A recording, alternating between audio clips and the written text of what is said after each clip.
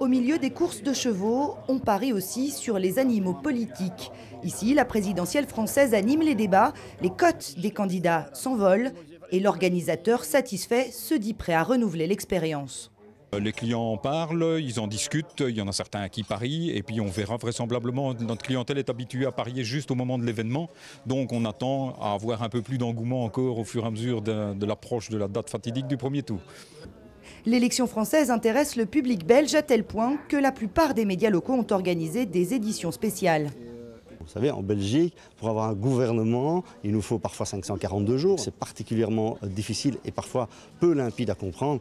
Excusez-moi, mais votre élection au scrutin majoritaire, en 2 tours, qui écrème, et puis qui après met très généralement la gauche face à la droite, c'est quelque chose de passionnant, j'allais dire presque de ludique à suivre. Et à y regarder de plus près, les Belges sont parfois plus critiques que les Français.